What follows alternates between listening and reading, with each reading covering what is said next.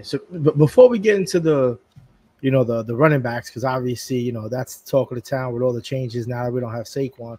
I wanted to just touch base on the tight ends real quick. To talk about receivers, and we still have Bellinger. We lost Darren Waller. He's retired. He's going through his emotional distress with his divorce with his wife. He's a rapper now, yeah. And now he's rapping, making sad songs.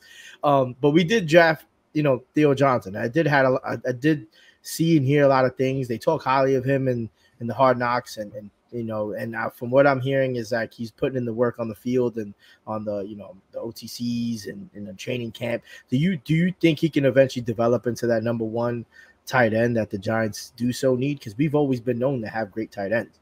I think he is the starter week one. I think they really like him, and he gives you more receiving than Daniel Bellinger does.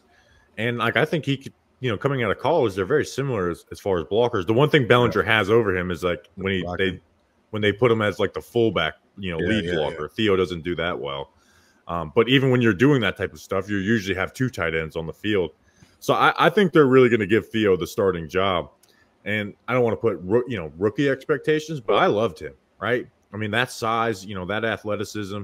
He's actually like a fairly decent route runner, and you could see, the things he needs to get better at can be better. Like, we do the draft stuff. Brock Bowers was the top tight end for me, and Theo Johnson was a second, right? It's like the first time that the Giants drafted somebody that I'm just like, he's way better than what he's being rated right now. So I'm excited for him, and I do think he's going to be the starter week one. I don't think they love Bellinger as much as the fan base or media does, because like you said, they went and got Waller and Bellinger's second year, and then they go and get Theo Johnson, the year after. I think they have big plans for Johnson.